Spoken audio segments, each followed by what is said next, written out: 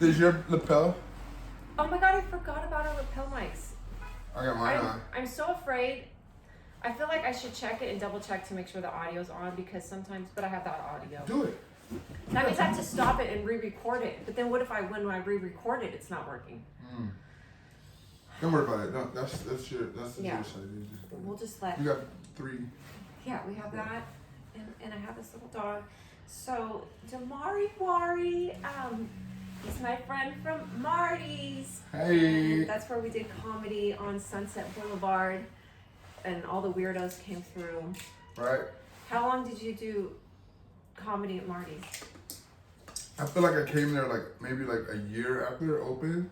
Oh. And then I was there for fucking until the last day.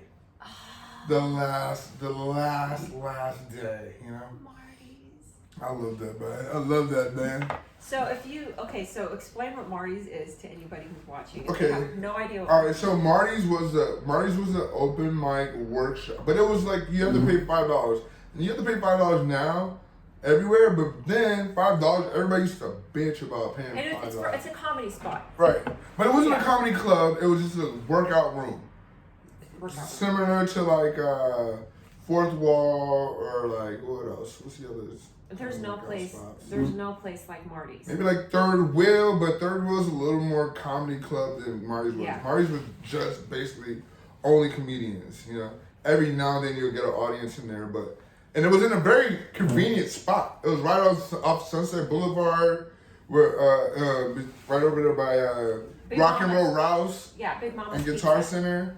Right, and so it was easy to get there. No matter what you were doing, you could stop by Marty's real quick and try to hop on. You can do up to 3 minutes. You can do up to 20 minutes, depending on what time you got there. You can do a whole hour. What's the longest you've ever did at Marty's doing comedy? Probably maybe 2 hours. And how many people would be in the audience? Maybe 3. So pretty much it's this conversing, except you go on a stage with a microphone. Right. It's all in comedy. But doing that totally stretched you for me. It stretches a person to be able to be comfortable on stage. Right. And talking just nonchalantly without trying to do a set. Right. It kind of helps you be able to be comfortable on stage. Yeah, and it made my comedy more conversational. Yeah. Right? So then it also made me appreciate audiences.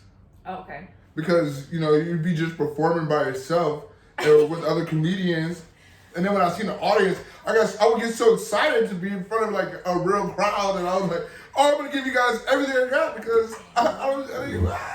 Oh my God. And it's so hard to get a laugh out of, if anybody doesn't do stand-up comedy, doing stand-up comedy in front of comedians, It's like talking to a dead grandma at a gravesite and you're trying to get her to say something back to you. It's just they don't give you anything. That's true. You gotta work for all the little bitty laugh. So you're in front of an audience and they're like, ah! You're like, oh yeah, I forgot I was funny. And they love it. I remember I did a show at Crack 'em Up Thursdays at the Comedy Store, and I was so nervous. It was one of my first, because I did stand-up open mics for a long time before I really did shows. But I saw you in the green room, and I was so nervous about going up, and it was a packed house. Mm-hmm. And you're like, Julia, this is what you worked for every day when you go to Marty's. When you go to Marty's and you practice, this is what you were practicing for, and it relaxed me so much. I swear, I'm like, I can do this. I know my set, I know what I'm doing, and I probably did great. Yes, because we practiced we had so much time there. We were there every day. I think it was open 7 days a week. So, and from 5 to 12 or something like that. So the audience, all right, one of my best stories ever was that when I first started, there was a comedian named Ronnie Ray. You remember Ronnie Ray? Oh. Okay, Ronnie Ray's from Chicago. He's really funny. He's older. I wanted him to think I was funny. Okay. And so for about 6 months, he would walk in the room, he would walk in, and then he would go do something else while I was on stage, right? For 6 months, and I was like, you know what? Maybe he just doesn't think I'm funny. And then one day I was on fire when he walked in, and he just kind of looked, and then he sat down and watched, and I was like, yes, I'm getting funnier. I am getting funnier. I felt like the day I was on fire, and he walked in, and he sat down, and I was like, yeah. Yeah. It was a very for me. It was huge. It's a small thing now, but then it was huge for me to just get his attention, just to get another comedian to sit down and listen to your set and watch you, or even give you feedback. You know, and we got a lot of feedback at Marty's. Yeah. We got a lot of feedback. I agree, good and bad. Right, but it made you like, all right, well, at least hear what other people think, or Marty give you feedback, and you're like, all right, and you don't get that kind of feedback anymore. Really? No. People are scared to like, but first off, people they already have what they want to say. Yeah. And they don't have any. They're not like really open to like trying to hear things, or you don't want to offend anybody now. Oh my. We'll get offering them tags or something, but we used to just give each other tags like, yo, try like this, add this, try that. You know what I'm saying? I bet comedy is so different than when it was at Marty's, because you're right. When I first started comedy, I was a little bit before Marty's, but when I went to Marty's, everyone was so nice. Everybody was giving me pointers to where it was like way too much information. Mm-hmm. But we would go in the back room, like Paul Elia would always give, everybody just throws tags at your jokes. Uh-huh. And you can't, it's just like you take it, you love it, and work it into your set. Yeah, and you're like, oh yeah. I like Justin Hires one night, I gave him a tag, and I was like, yo, if you say this, after that, you will get an applause break, right? He's like, all right. He comes back about a week later. He goes, tomorrow. I got an applause break exactly where you told me it was going to be if I said that. And I was like, I told you. I was watching like an audience member, and I was like, yo, I was hoping he was going to say this, and then if you say that, you got it. And he came back and was like, yeah, I worked tomorrow. I was like, man. Yeah. Those tags are like so helpful. I know. Oh, I just saw Justin Hurst the other day. I was on this podcast. Oh, he has a podcast. Yeah, I was on, just hit him up. I was on this podcast. Okay, I'll tell him, Justin, you can be on mine. If you let me be on yours, I'll let you be on mine. Wait, what? It's called, yeah, you got it. that sounded really weird. Okay, I do want to say, too, that there was so much talent at Marty's. Mm-hmm. Marty's was like a cesspool of weirdos, but so much talent, because these are comedians that you wouldn't see like mainstream comedians, and they weren't Hollywood comedians, but they were freaking hilarious. Yeah. Hilarious people. And there's some people that were not funny at all, right? But those guys, the mixture of all that, but they still have the same. They have the attitude, the edge, you know. So sometimes you go up out of someone that just like completely bomb, but somehow they're still inspirational in some kind of way, because you're like, yo, I like the commitment that you had to what you were doing, or I like how you're going about it, even though it sucked. You know what I mean? Yeah. I don't know. I love that comedy too. So. I'm just laughing because Marty's was such an interesting place. I mean, it was just like so many dysfunctional people there, and then we're normal, I think, but I mean, but there's all levels too. There would be like A-list type people that go there and do comedy, and then there would just be like some dude off the street who like lives in a van. You'd be like the Wayans, like for a while, any Wayans that wanted to try comedy would go to Marty's first. All the Wayans came in there and did comedy, and if they had another Wayans who was like, I want to try comedy, they were at Marty's. Because it's brutal. Yeah. It's like no one's nice to you, no one's going to give you a laugh. But also no one's going to write a blog about what you were trying. Yeah. And now, you know, if you go to open mic and some of that stuff we were saying in Marty gave us a license to say whatever we wanted because of the way he talked. Oh my God. Right? The way Marty talked was, you can remember that. Like, Marty's sets were like disgusting. You know? Oh my God! The things he said about me, the things he said about me. He had a set list of jokes that he would say when he brought me up, and they were so wrong and so inappropriate that I loved them. Right. And it felt freeing to go, all right, look, the owner just said the worst shit you could possibly say. I feel like I'm pretty free to just kind of sling it around and see what happens. Oh my God. So he gave a lot of us the license to, and a lot of us are edgelords that came out of Marty's, you know? They're like, well, we can hit that line and just have fun and like really tiptoe on it. Marty's jokes. Somebody should write a book about all of them, because I'm surprised I mean, if somebody wanted to cancel somebody. This was right before the cancel thing. He got out right before before the cancel thing. Oh man, Marty would have had a freaking protest out in front of there. Now it would have been a freaking line of people marching going, shut this down. You know what though? Who would have been protesting him? Comedians? The new fucking... When comedians get offended by other comedians, it makes me so mad because of all people that are supposed to be by your side and allow you the freedom to say what you want to say. Yeah. And I mean, there's a difference between just being totally wrong and saying such inappropriate things versus being funny. Or at least trying to be funny. If you're just saying inappropriate things, that's different than, I was trying to joke that didn't work. All right, fine. Yeah. What are your favorite jokes, or what are like? Do you remember your first joke or your first set that you put together that worked, or just a horror? My first one I put together worked, but I didn't know it was working because before I started comedy, I was already funny, but people were like couldn't breathe when they were when we would just be hanging out. Like, oh my god, you're so funny. So when I was doing stand up and people were like giving these like kind of polite laughs, I was like, maybe they didn't like it because they're not like rolling on the ground like I'm used to, you know. So, but I did have a great set. I remember talking about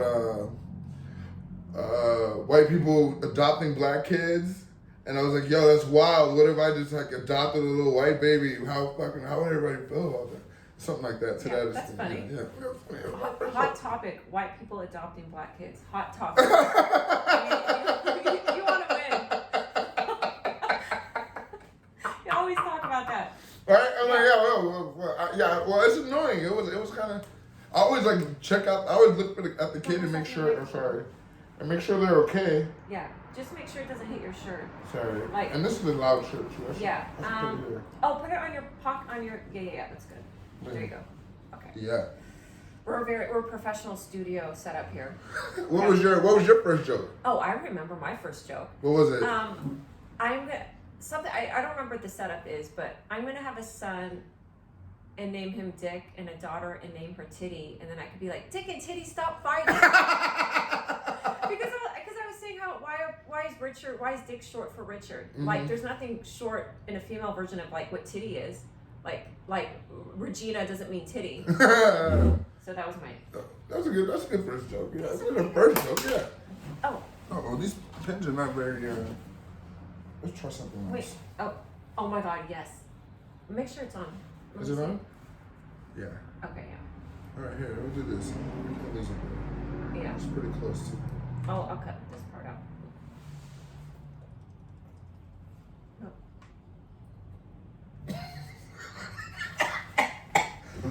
Did you put it in a better spot? Okay. Oh, I remember my first set I ever did. My first actual.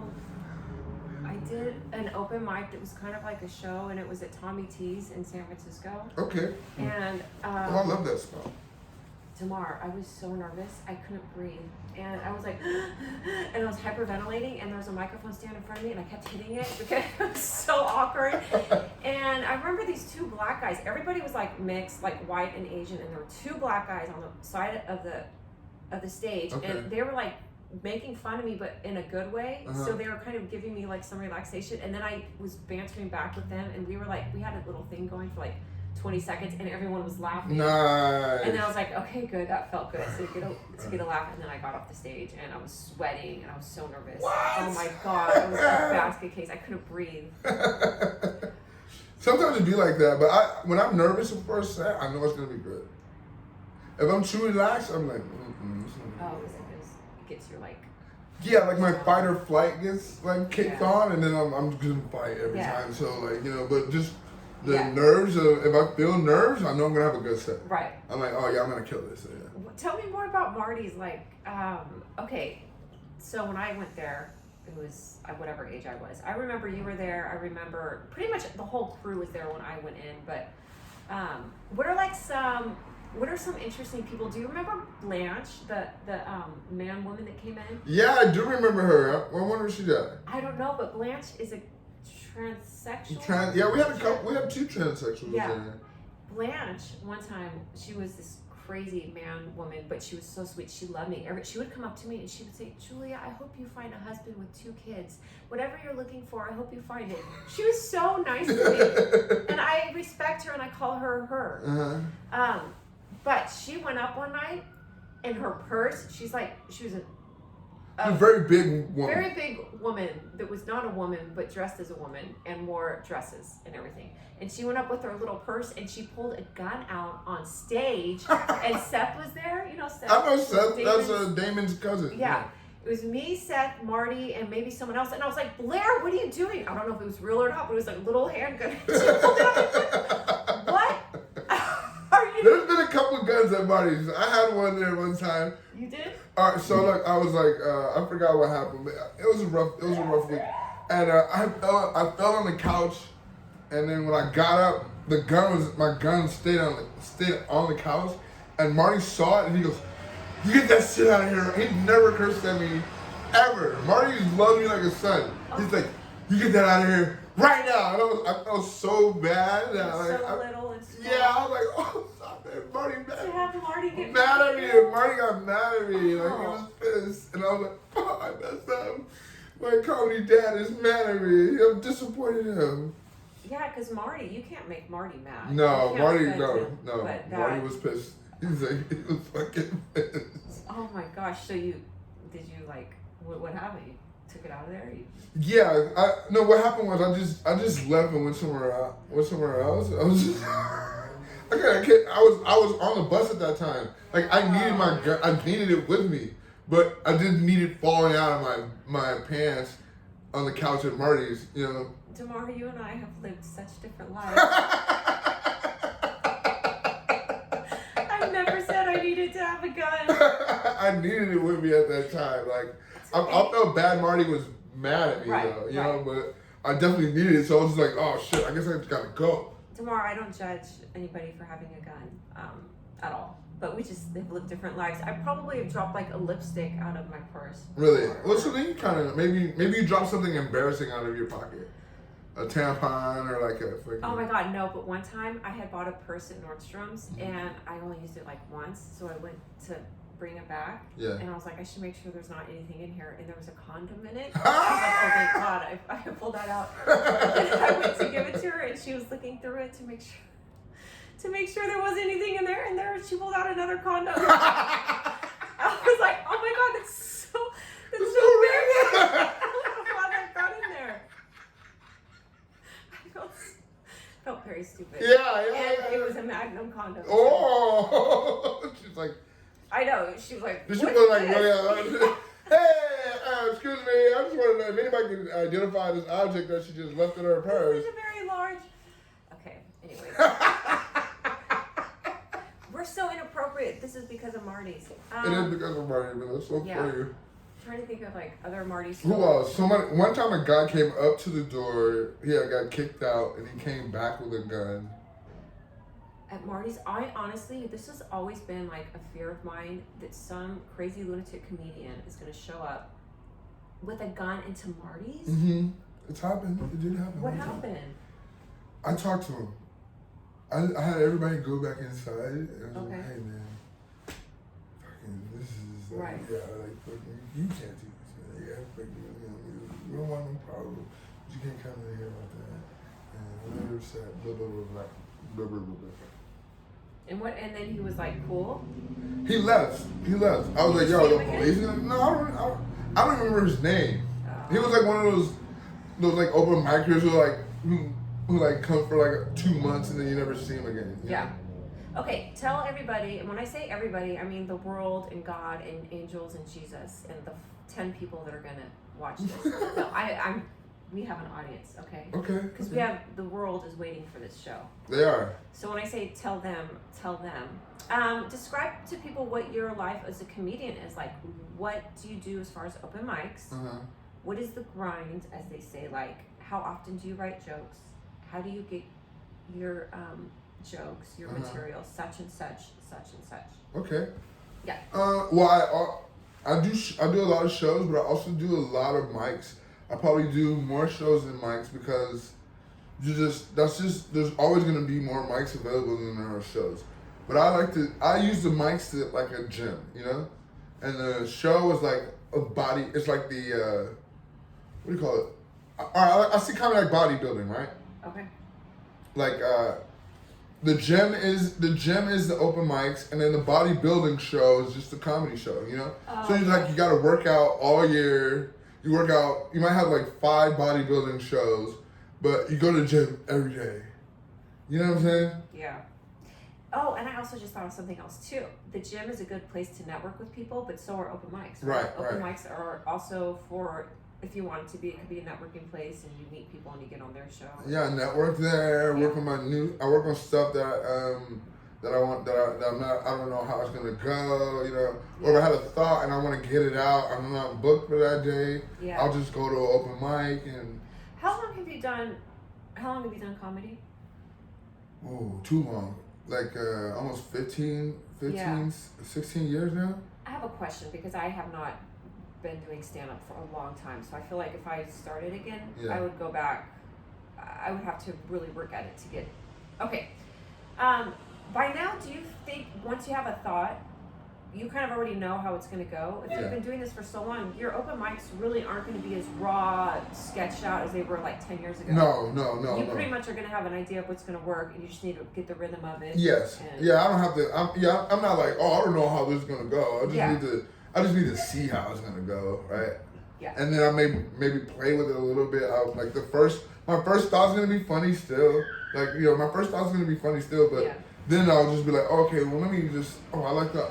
I could have like hit it a little harder right there. Yeah. I could have hit like inflection or something a little bit harder. I could have like emphasized one word or even just like a pause. Just those things that you just need to say it out loud in front of people and like watch them like kind of react and see like, oh, okay, cool. Are you guys like that? Or I don't even give you guys the whole thing. I just want to see if that even the premise is funny by itself. Yeah, because you don't really want to get the whole thing. Are you still afraid of people? I don't want to say people taking your jokes, because if you're you and you're doing your comedy, you're always going to have enough material. If someone took 1 or 2 of your lines, it's not going to make or break your career. No. But I still feel, isn't there a level of protection you have to have over your actual set that you're going to do at a show? Like, you don't want to give it all away at an open mic. No, but plus I got like hours of material, so like I'm not really worried about like if someone like takes a line, you know what I mean? Because like my line goes. Most of my lines are like 15, 20 minutes long. So if you just took that snippet, if that's all you needed, most of the time, I've never seen anybody that I thought stole my joke and made it funnier. Right. So they're going to take your joke and look like idiots. Yeah, right. Like, so, some white guy's going to be like, I dropped my gun at Marty's. I needed it on the bus. And then I left my gun at Marty's. Right. Yeah, right. You know what I mean? So like my comedy is very much about me. So like it's really hard for somebody to steal it. Maybe they can steal like a premise and try their own like version, and maybe they have their own kind of similar story. But it's I believe in my chops. Like I don't think there's a lot of like comics that could really like. Yeah. That's because I really I've always thought you're so funny. I think there's so many funny comedians. There is. But I mean like from Marty's. So, right. You really hone your skill as becoming your own individual. I feel like that's what Marty's gave everybody, is the chance to become their own unique self. It did. But I love your comedy because you're so, I don't know, you're goofy, you're funny. You don't take things too serious. Like, no. It's just. No, because life is hard and it sucks. You know what I'm saying? Yeah. Comedy, when I'm on stage, like that is my time where nothing else matters, and I can just be the funny person that I am for however long they give me. You know what I mean? And then I gotta go back to the shitty regular life. I don't think about my life or what's going on or all the shit I've been through. I just get that. That's my release. Yeah. That's my time to have fun. And, some people bake. I like to make people laugh. You know what I'm saying? That's my shit. I get something out of it that I just can't explain. And I need to give joy to people. Yeah.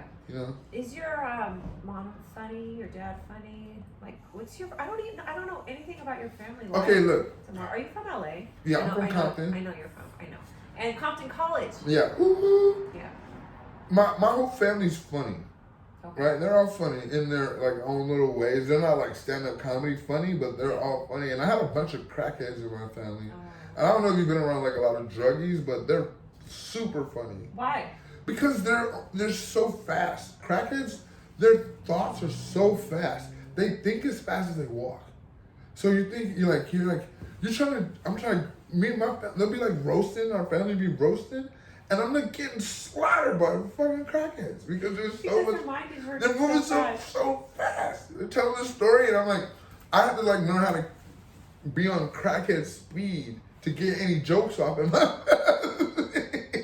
That's why you're good on stage and you can banter and keep it going because you're used to like.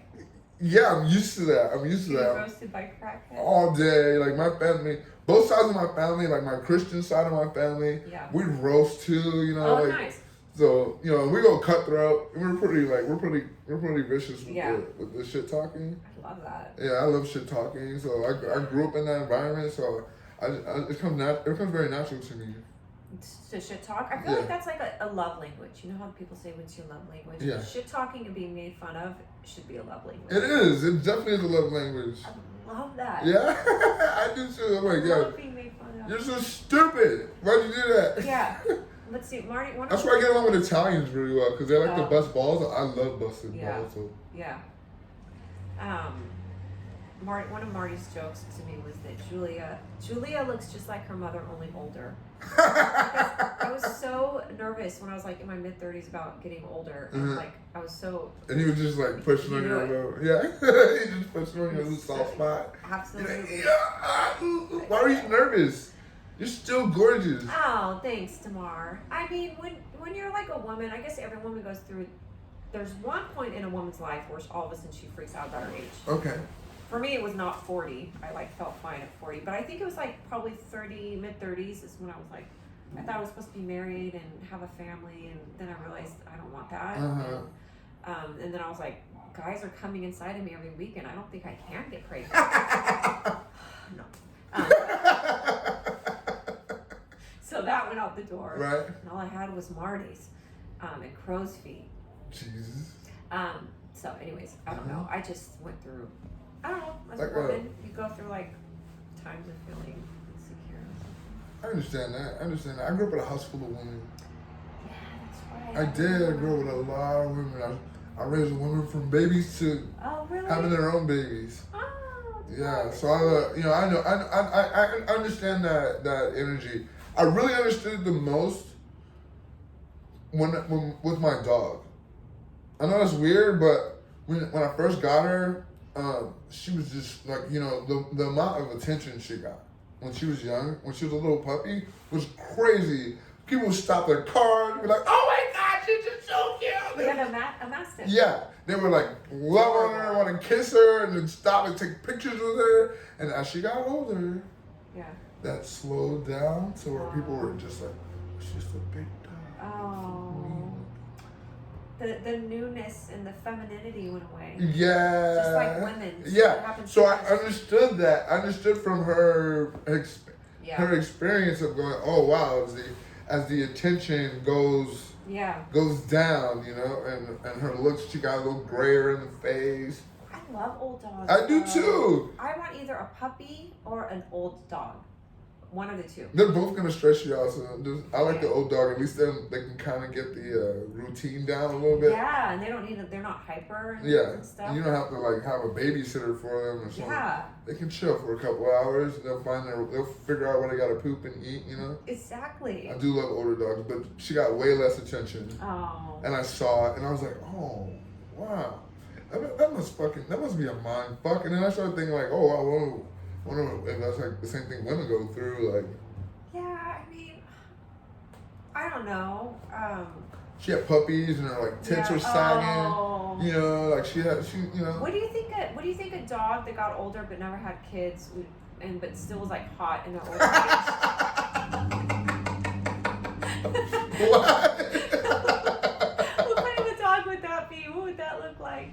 A dog that it's like older but still struts, and they're like, and you can look at it and be like, that's an older dog, but it looks good because she looks good because like she didn't have kids and she never got married. Maybe like a Chihuahua. The smaller dogs that don't have puppies. This is an older dog, but she's still so cute. Yeah. I don't know whose dog this is. I found it. It's Adam's. I like these little balding spots she's got on her. I know. It's because she's baldy. Okay, let's talk about oh my God, this is like such a downer. I was gonna say, let's talk about our friend Fu. Oh, Fu, rest in peace, man. I know. During the pandemic, we like really we really got like super close in the pandemic. We were already friends. We were like good friends already, but during the pandemic, we got really close. You know, there was times we would like, see each other because there was like maybe like one open mic open during the pandemic, and that was Vicky's on Melrose. So everybody was coming through there. Teddy Ray, Food, all the people that died. Jack Knight would come through there, and I remember there was times when I would be doing really bad, and I would see Food, and he'd be like, "I mean, let me get a cigarette. You ain't got no cigarettes?" I'm like, "No." He's like, "Here," and he'd give me a whole pack of cigarettes, and then give me like a bunch of cash, right? And fucking give me a ride home, right? And throw my bike in his trunk. That's very nice. Right? And then the next time I seen him, I would be up, pocket full of money, and I'd be like, "Yo," he's like, "You want me to get a cigarette?" I'm like, "You don't have a cigarette? Here, fucking here, and let me go." You know, I drive him off at home. We did that for each other, you know what I mean? And it was just such a sweet friendship that, you know, very genuine friendship we had, you know? Yeah. We traded our resources when it was, you know, we were up and down, and those are real friends, you know? Yeah. I miss Food, man.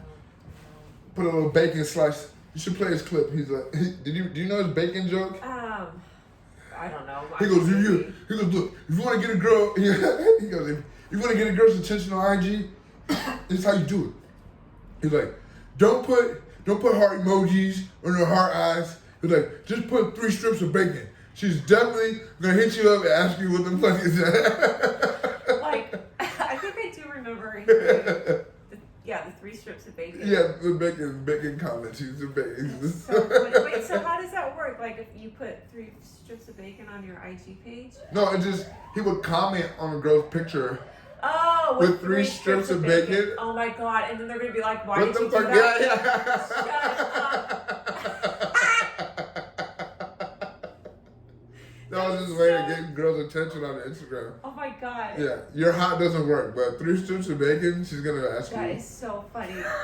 Okay, I have a true story. Okay. And I'm so embarrassed about this, but you know Malcolm X? Yes. Okay, so I was at Foo's house and like 2 or 3 other comedians. I remember.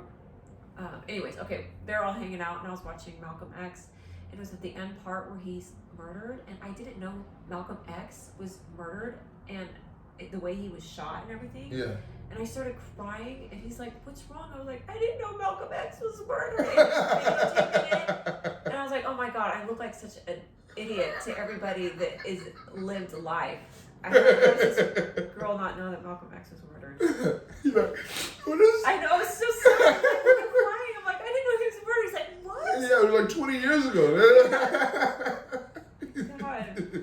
But I love Food. We went hiking, and he was just. Oh, I love hiking with Food. Yeah, everybody went hiking with Food. Yeah, right. I was just saying, you love it. That's like all he did. But he was definitely somebody who believes.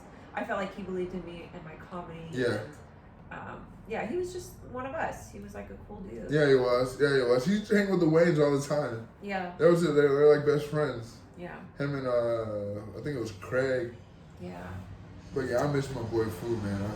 I post his clips on Instagram sometimes just to keep his memory, you know, in everybody's mind. Yeah. I miss Food.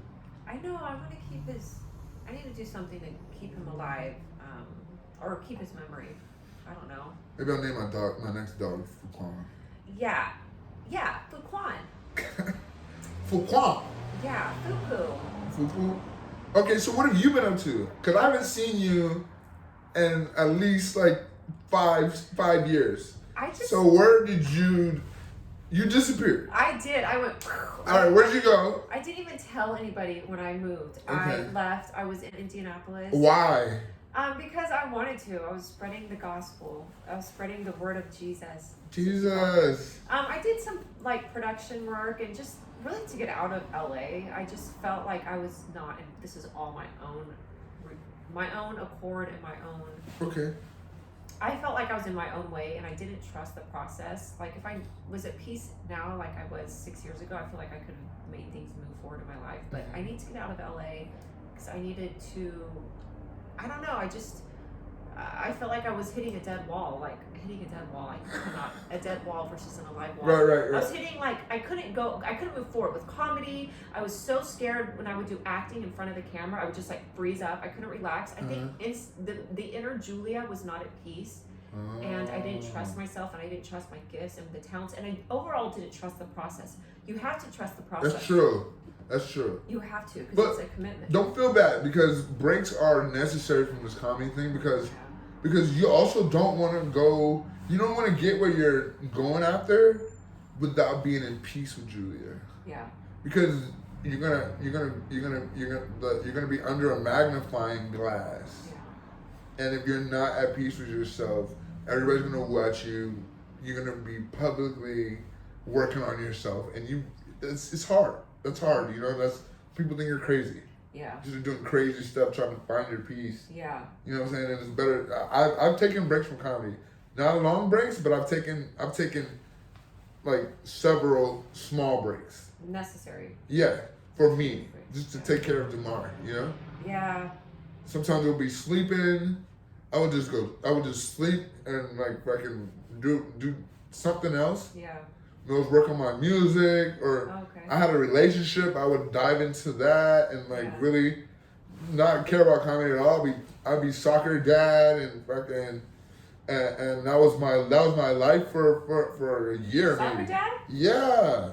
Fucking soccer dad, dropping the kid off at school, picking up all him and his friends. Oh, that's cute. Yeah, that was my life. Yeah, I didn't mind that, and I found some peace, and I found I also grew in that time. And you need to grow, because you can get locked in on a certain, your maturity can really get locked in LA or Hollywood if you're not actively trying to grow. Yeah. Because you're doing the same thing every day. If you're on the grind, you're doing the same things every day, and you're not adding anything new. You're not adding anything new or learning about yourself in that time. Yeah. So I love that. I mean, even during that time, I learned that I'm a good dad, right? And that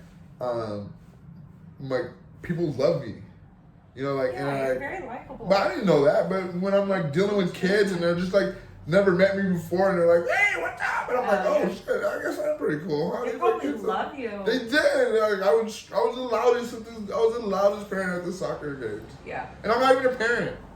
That was just my stepson, but I love him to death. I love him to death. I never treated him step anything. It was poor Demar, if you got it. Yeah. Yeah. So I threw myself into that, and I loved it. I think that's so important, because otherwise, like you said, you grow stagnant in your maturity, and your stories never change. And what else are you going to give? Because comedy is a very giving thing. Right. Anything of the arts or acting or comedy, you're giving something to the audience. Right.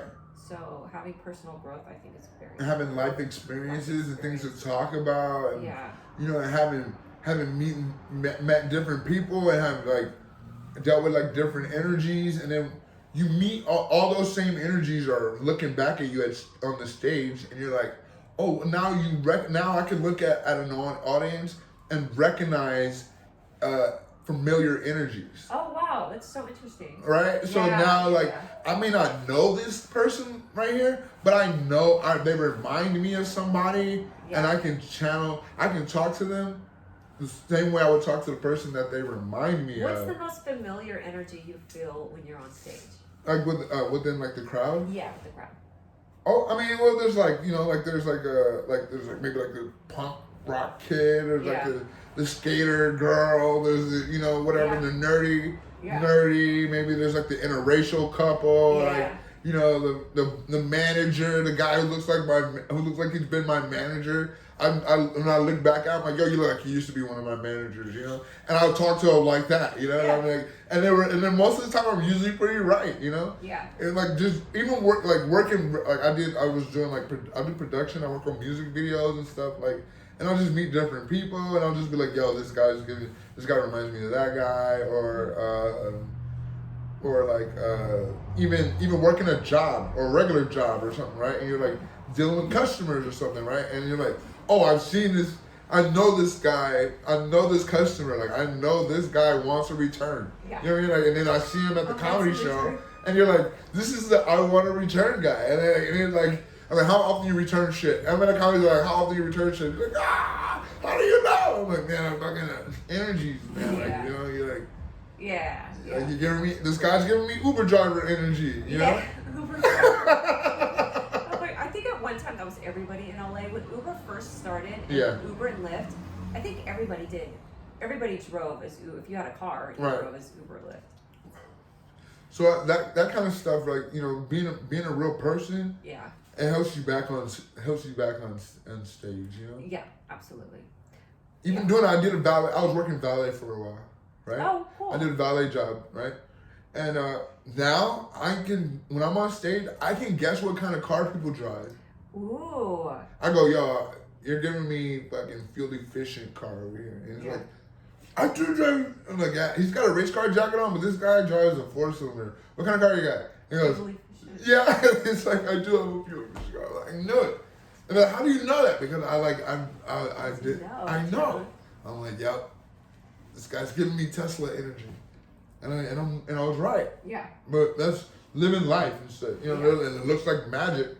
It looks like magic, right? How this guy guessing what kind of car people drive. It's like I'm out here. And you know what? It looks so easy, like to think that somebody could just go on stage and banter with people and be yourself. Yeah. It's so much work to be able to be yourself, don't you think? Yeah. To be able to get to a place where you're comfortable enough on stage with eyes staring at you and bright lights, and to be able to relax and just banter. And that, I think, is the most appealing thing about stand-up comedy, is somebody who's totally relaxed and... I never saw it like that. Yeah, oh really? Oh my God, I told you something new. I'm so smart. I never saw it like that. But it's true. It is true though. Like the last show I did, I was like, you know, maybe this is me, right? I didn't realize that improv was like short for improvisation. Shut up. What did you think? No. All these years, like yesterday, like 2 days ago. Did you know it was short for something, or you did? I just didn't. Again, it didn't even like cross my mind to think about it. You know, like I just like improv. This is improv. Yeah. Well, the improv, but then. It was his name. It was just a name. Oh my God, you'd be so good at doing improv. I mean, separate from stand-up comedy. My improv teacher told me to do stand-up comedy. He's like, I think you'd be good at stand-up comedy. You like the reaction of the crowd. Yeah, yeah. Was that their way of telling you not to do improv? No, I think I was doing it for a long time, but he just said I should try it because he thought I would love being on stage by myself. Oh, okay. Yeah. Which I did. Yeah. I didn't go back to do it. Yeah. Yeah, I think it's just two totally different roles. Yeah. Improv and stand-up. But I did get good at improv to bring it back to stand-up. I think if you can do stand-up and you're good at bantering on stage, you could absolutely do improv. Yeah. I mean, there's no reason to even take a class. No. There isn't. So I was improvising at the improv, which I'm good at crowd work, but that's never been my calling card. To do crowd work? Yeah. Yeah. Right? And I don't know why, but it's like the last few months, I've been really putting more energy into my crowd work, and I'm like, yo, I didn't realize how good I was at crowd work. Oh my God. And I didn't realize people even respected crowd work like that. I absolutely respect crowd work, for sure. I mean, it is like thinking on your toes and like being able to evaluate who people are and like connect with people, for sure. Yeah, I didn't know people respected that so much. So I started doing it more, and I'm like, oh wait, you guys like this? Yeah. I got like 2 hours of material, so then I'll just do like crowd work, have as much fun as I can, and then when I feel like, all right, now I got material, I'll do my material and kill with that. Yeah. And they're like, oh, you just did like fucking crowd work, and then, are you guys ready for comedy now? You guys ready for like some stand-up comedy? They're like, what? You just did like 10 minutes of fucking crowd work, and I'm like, I don't consider that comedy. Comedy is like it's different. Yeah. You cannot do crowd work at an open mic. No. For some reason, and I don't know, this is not true with our group of people that were comedians, because I feel like I could talk with you like this outside of stand-up comedy, but there's some comedians that are of a certain type where if you try and banter with them and be funny with them off stage, they give you the weirdest looks. I'm like, do you have a soul inside of your body? They're like rice cakes. They're like stale rice cakes with no flavor, and when you try and talk to them, and then they're so afraid that you're trying to like be funny that it just makes it so awkward. I hate people like that. I know that. I know what you're talking about. And I say hate because I truly hate them. No. I dislike their they're so afraid of like having a personality off stage because they have to be ironic. Right. Because comedians are supposed to be like weird off stage, so they're trying to put on a show. Yeah, it is annoying, but I try not to let that bother me because I'm like, I just don't. I don't have communication with them. I just don't like. I'm not like going back and forth. I'm just like, hey, like you're not my style, man. You are who you are. Like if I saw you at the Comedy Store, or if I saw you at Marty's, and you are who you are. Like I could go up to you and we could start singing a Disney song at the top of our lungs, or like or you are who you are, and that never changes. I had to fight to be myself, like my whole life. You know what I mean? Like my mom like did not like how I am. What do you mean? Like I've been funny. I've been brutally truthful my whole life. You know, and my mom hates that about me. Why? One, because I would roast her. She could never get off her like anything too good on me without me having like just a murderous comeback that she like couldn't handle. You know, she'd be. I'll give you a good example. All right, my mom would be like, you know, when you're 18, you're gonna move out. You're not gonna be living in my house anymore. You're gonna be your own man. And I'm like, well, how come your boyfriend still lives in his mom's house? I mean, it's true. I mean, if that's true. You said that, and she'd be like, I'm like, your expectations of me are higher than the men you date? Oh, yeah. I mean, that's sweet though. She was wanting to. I know, but that's pretty funny. That's pretty funny. Just to come from a kid coming back and you're like, oh. Yeah, exactly. Yeah. You grew up in Compton. Where did you go to high school? Okay, so I was talking to someone about this earlier. So I grew up in Compton, and I wanted to go to Compton High, right?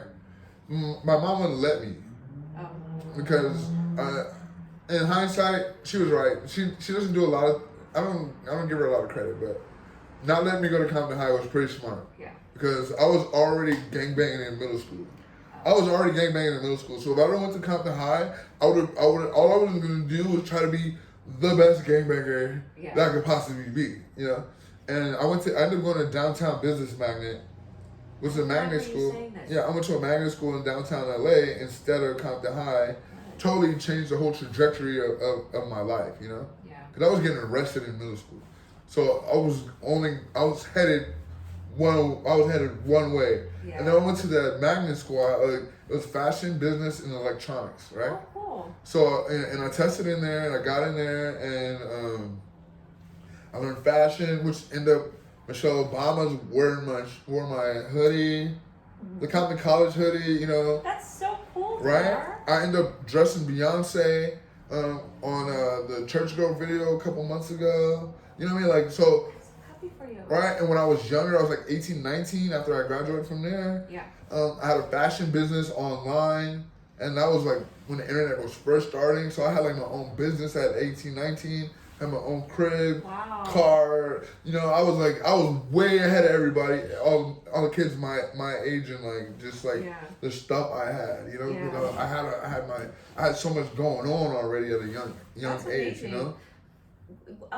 Okay, so I know about Compton College, but anyone who's not watching, Compton College is your brand, right? Yes, it's a brand. I do like it's an umbrella. I do like all my different stuff under. Okay. I like my clothing line. Yeah. I do my movies, my music, my Compton College records. You know. Oh, cool. So I do all my stuff is all my like work is under the Compton College brand. Yeah. That's my brand. That's my brand. Yeah, I like your sweaters. Can people buy them online or? No, you gotta find me. I make batches. Oh, I make batches. That's smart. Yeah, I make batches. I love that. Yeah. That's so smart. I do I do batches like seasonal batches. Yeah. Where I'll go like put together like a whole pack of stuff that I want to wear for that season, and then that becomes. That becomes the pack. Does each patch have a different mark or something in them, so people will be like, oh, that's. Yeah. Really? I can tell what batch every shirt came out of because there's every like drop has had like little tiny differences in them where I'd be like, oh, I remember it. I remember when I made that one. I know which one. I know how long. Yeah. Which one came out of where because there's like little small details that only I know. Yeah. That were like that are different on each pack. So yeah, there's so much stuff out there, you know. You should make dog clothes. Oh my gosh, everybody loves dog clothes. Do something with dogs. I made one dog hoodie for Zena. She loved it. Oh my God, you could sell this for $1,000. You think? If you did Compton College, I'm telling you right now, white women that live in the suburbs will eat those up for their dogs. Really? Compton College for their dogs, or just even like college students would put it on their dogs. I think it's adorable if a dog had a Compton College sweater on. Right. You can. Those are hot right there. Yeah, I made a little baby shirts. That's so cute. Have you ever seen? But baby clothes are like so small. I know. That's why it was like the shirts like this big. It was like, Imagine people sewing the little baby's clothes. Yeah. That's why they use children in sweat factories, so the hands will be small enough to make the little stitches. The little arm like that big coming out of there. That's so neat. It's cute. I love it. You know what story I remember, totally unrelated to this, is remember when you took headshots from a photographer and the guy's gay, and you said I took headshots from this guy too. You did? And he had me in and out. He did not spend any time with me. I was so nervous. He's like pretty much like looking at his watch, like let's go. And he kept me there for only an hour. I did not get any extra time with him. And you went to him, and you said that he was like, you were there for like 2 or 3 hours. Yeah. I was like, oh my God. Loves you. No, but it was all me. If anybody's watch, if he ever watched it, anybody heard it was all me. I was the one that was uncomfortable. It wasn't. Oh yeah, the guy wasn't uncomfortable, and I'm not even saying you were uncomfortable. No, I was uncomfortable. Oh, okay. I was uncomfortable, but it was all me. It was all me. I was in his apartment. I looked good, and I just couldn't handle it. God. I could not handle it. I wanted to get out of there. He did not do that for me at all. And my pictures, I looked like. My pictures came out great. I booked so much off of those pictures. So much. I made my money back off of those, and they were expensive. I think they were you were $1,500, maybe 35. We joke. I hadn't even seen a man hold another man's hand at that time. You know what I mean? Like I hadn't even seen two men holding each other's hand before that. So this was so new. Yeah, it was so new that I was like, oh my God, what is this? Well, we've talked for an hour. I guess that's it, huh? We could talk for 5 hours. But I know. This is a new way of doing communion. I'm just gonna take one more shot. I'm gonna take one more shot before I go. This is for the body. This is the body. I want to. Okay, hold on. Did you guys know you could use the lid as a shot glass? I didn't know that. I did. That's professional. This is Marty style. We would go to the mini mart right next to Marty's, buy Big Mama's and Big Papa's pizza. Ooh, I would get a $5 thing of liquor, of vodka, and stay there all night. Vodka, club soda, and do jokes for like 3 or 4 hours. I didn't even want to do shows. I just wanted to be at Marty's. Exactly. And we go get some pizza. Yeah. I miss that that pizza. appeased my life is just doing Marty's. Right. And people used to tell me all the time, like, you gotta go somewhere else. I was like, no, this is it. Like, I can grow right here, and no one's gonna see me.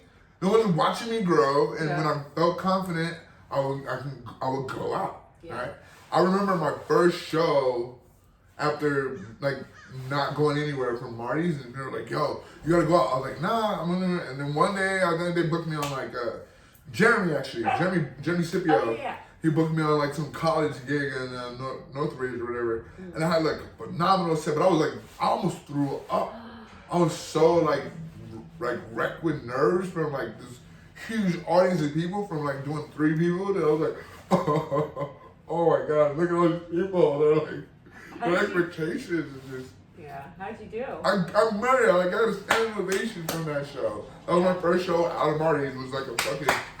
Isn't that amazing? Yeah, and I was like, see, that's why I stay at Marty, because I'm growing, and sure, people can enjoy me now, but I'm enjoying my growth process. You put in so much work to get to where you are. It's like now it's just a matter of it happening and the pieces falling in place. Yeah. You've put in so much work in your clothing and doing comedy and taking the time to stay at Marty's and be like, no, I'm good staying here.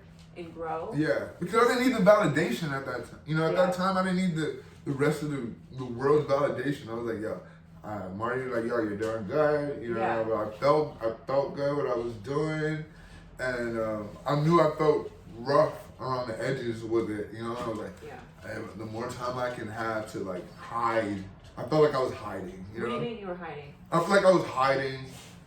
I would do great when I was out, but I just felt like I couldn't. I wasn't sure if I could do it again every time they would ask. You know what I'm saying? Sometimes I remember the once I like murdered the Laugh Factory chocolate sundaes, and I got off and the promoter's like, can you do that again?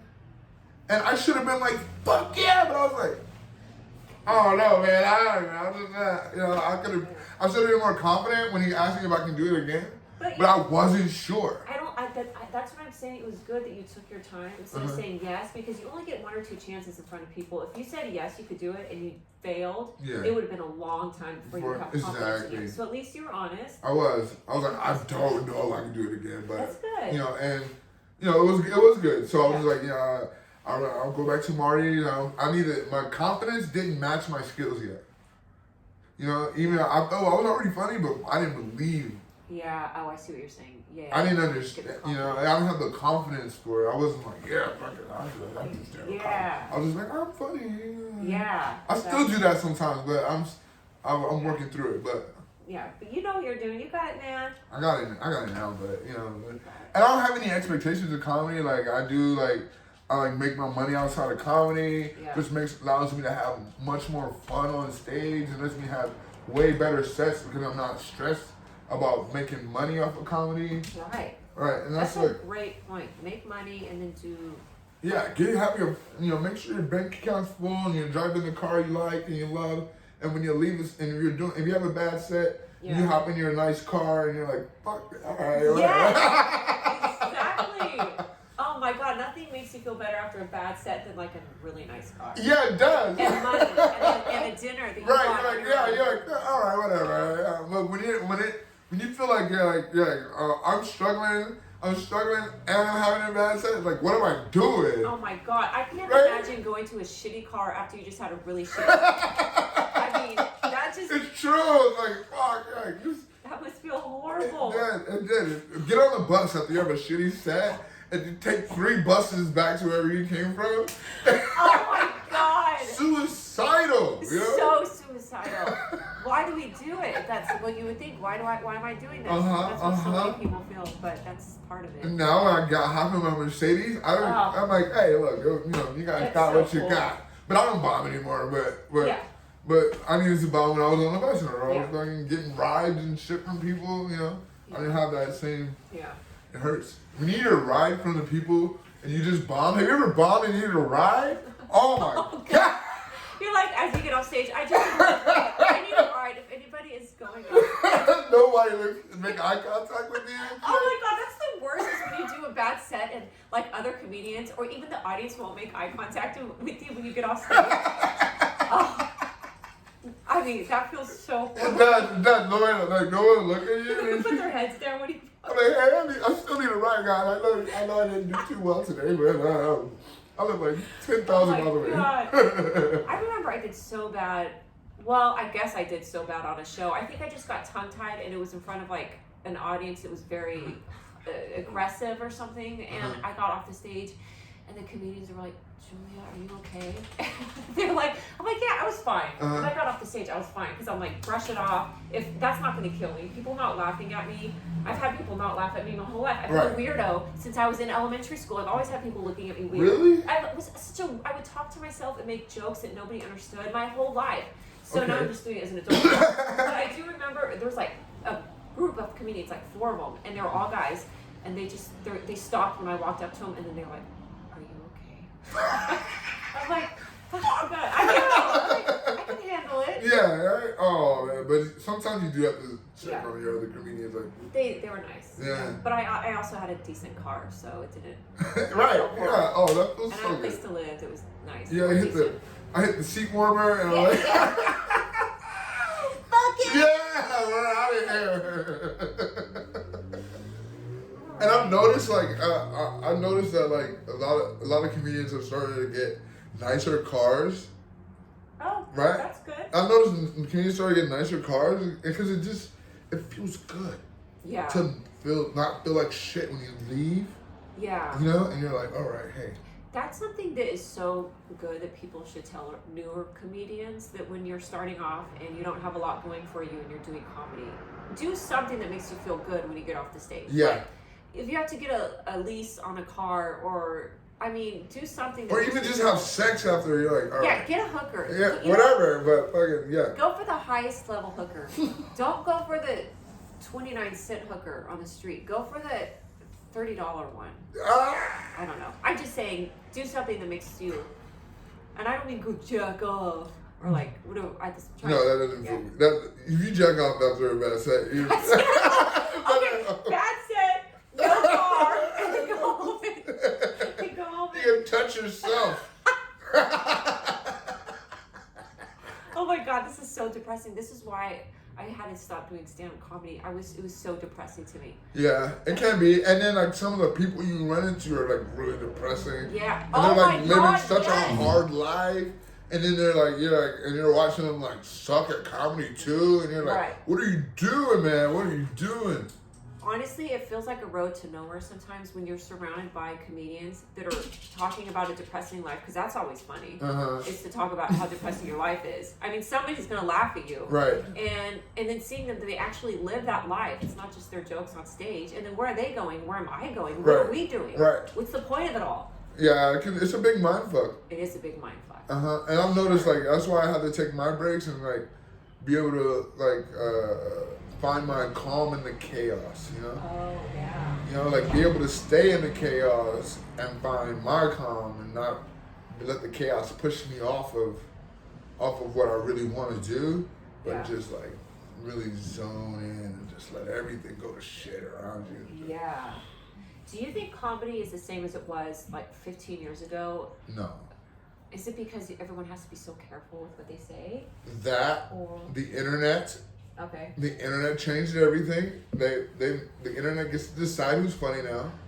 Oh, like you have a big Instagram. So you can get on a show. Right. The internet decides who's funny. Yeah. Yeah. And now you got to have this internet presence and be hilarious on stage and work on your shit. Hold on though. A lot of people that have like the big Instagram followers, I'm not putting people down that have a big Instagram following, but you can't fake being funny. The audience will always tell you if you're funny. So you might be well known, but if you get up on stage and you suck, the audiences are they so don't give honest. a fuck. Yeah. They will not laugh at your set. And they don't care if they've seen you on TV before. If you're not funny there, in that moment, they will let you know. I know. So thank you, audiences, for being our best, our biggest companion. Our like, you tell us if we're funny or not. Right. And that's one thing I do love about comedy is that you get the instant feedback. Yeah. Versus acting, you may not know how well you did in a movie for a year. Oh yeah, that's true. You might not. It'll be a year before you see how you actually did on there. And you're at the mercy of the people that are editing it and putting it together. Stand-up comedy, you're at your own mercy. Right. It's just you. There's no cut. You know what I mean? You don't get a second take on it unless you can make that funny. But so you get the instant. I do love the instant feedback of stand-up comedy. Going, all right, I know I had a good day today. Yeah. I know I had a good day today. I'm gonna be upset and never know if I had a good day. I won't even watch the movie. Yeah. Yeah. And I might hear somebody tell me about it. I'm like, oh, good. I'm out. But you know if you did good. And even if nobody laughed, but you felt good about it, at least you have that. Like, that built your confidence up, right? Right. It did. You can kind of overlook an audience's disapproval of you or just not interested, and then you still feel good because you got through a whole joke you were trying to get through. Or you found something new, too. That's the other thing about doing shows. Oh, let me tell them to cut this music on. Oh, okay. Or should we just... Well, I mean, we're almost done. Okay. We're done. Okay. We'll see you soon. Bye. Bye, bologna sandwiches. Ooh, bologna sandwiches. It's bologna sandwich time. Yeehaw. Bologna sandwich time. Baloney. Eat mine. Bologna. Thanks, Demar. Bye, everybody.